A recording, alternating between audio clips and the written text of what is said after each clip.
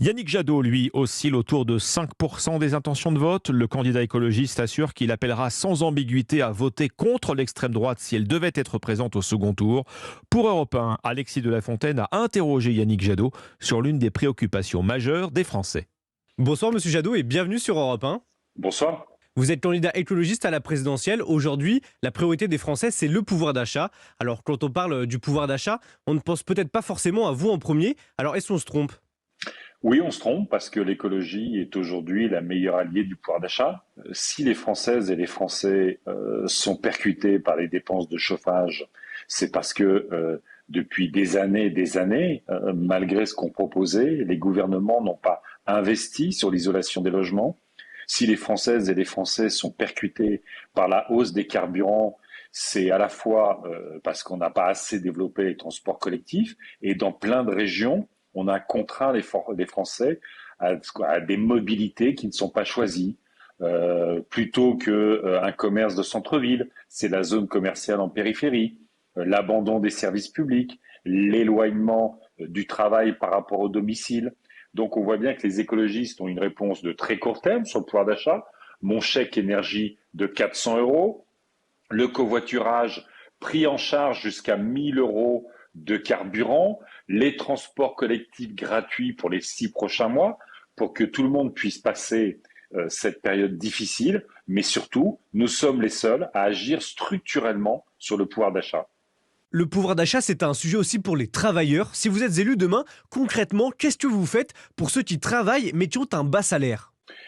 On propose d'augmenter de 10% le SMIC dès notre arrivée au pouvoir, de contraindre tous les secteurs où il y a des bas salaires, puisqu'ils bénéficient souvent de soutien public, de les contraindre à une renégociation des salaires, des statuts et des conditions de travail, de dégeler le point d'indice dans la fonction publique, d'augmenter évidemment les enseignants, les infirmières.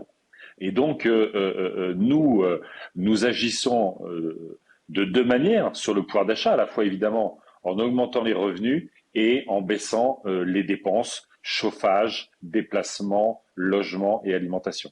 Oui, mais alors justement, vous parlez de l'énergie, mais dans votre programme, vous prenez la sortie du nucléaire. 54% des Français y sont attachés, selon un sondage de l'IFOP. Mais alors comment comptez-vous les convaincre d'abandonner cet outil d'indépendance énergétique ?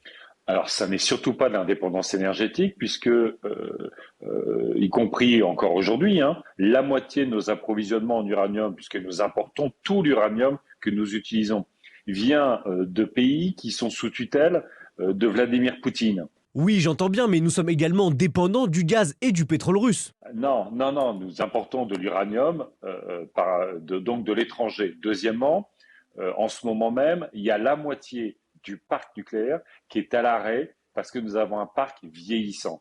Donc, il y a deux options quand on est dans cette situation-là. Soit, comme le promet Emmanuel Macron, on construit de nouveaux réacteurs qui ne seront en service qu'en 2040-2045. Ça veut dire qu'on ne résout rien sur le pouvoir d'achat. On continue l'inaction climatique et on ne résout rien par rapport à notre dépendance au gaz russe. Soit, c'est mon projet, je l'ai dit, on investit massivement sur l'isolation des logements. C'est 600, 700, 800 euros d'économisés par an par ménage.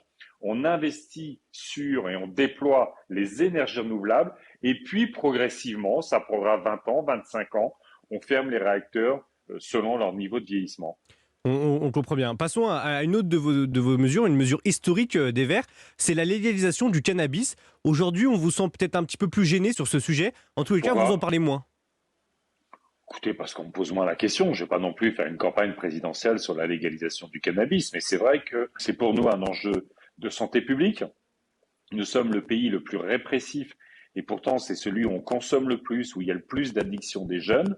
Donc moi, je veux soigner les addictions et puis on mobilise de manière totalement absurde beaucoup de policières et de policiers sans que ça ne crée, sans que ça sorte les quartiers des trafics, des mafias.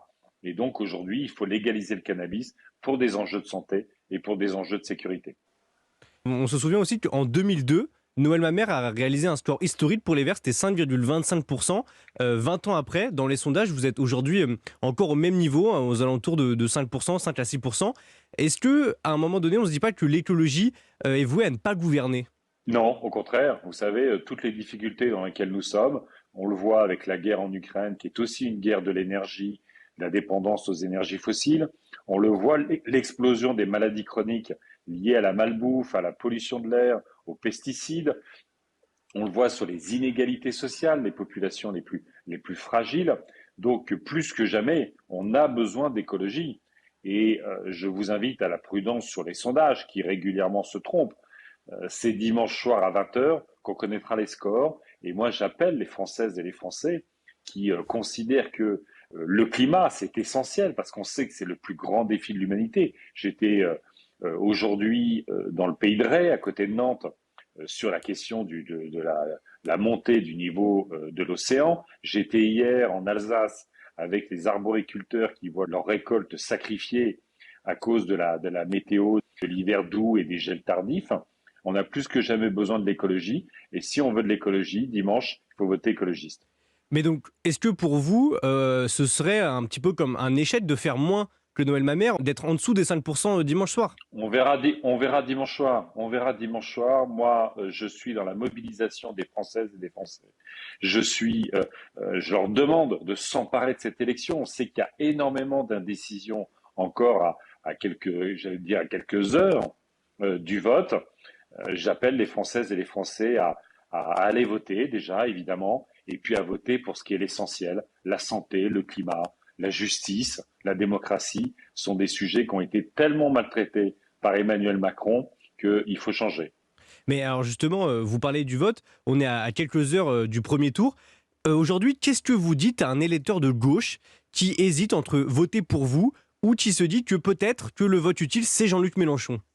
Mais le vote utile à quoi? Si vous voulez absolument croire dans les sondages, il n'y a aucun sondage qui donne Jean-Luc Mélenchon au second tour ou victorieux l'élection présidentielle. Donc, vous savez, dans une élection, à un moment donné, il faut faire simple. Il faut voter pour ses convictions, surtout au premier tour. C'est le principe. Au premier tour, on choisit. Au deuxième tour, on élimine. Et quand on veut faire de l'écologie, eh ben, faut voter écologiste. Faut arrêter de se faire des nœuds au cerveau parce que ça fait tellement d'années dans notre pays qu'on se fait des nœuds au cerveau sur les élections qu'à un moment donné, on a le risque du FN. Donc il faut le vote utile, le vote efficace pour l'écologie. On le sait bien de toute façon.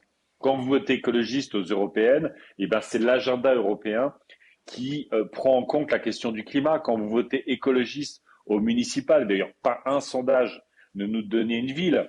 Eh ben, les Françaises et les Français ont quand même voté écologiste et on est en train de changer la vie dans les municipalités que nous gérons. Voter écologiste, c'est toujours voter efficace. Très bien. Eh bien, merci beaucoup, Monsieur Jadot, d'avoir répondu à nos questions. Et on vous souhaite bon courage pour ces dernières heures. Merci beaucoup. Au revoir. Yannick Jadot, candidat Europe Écologie Les Verts.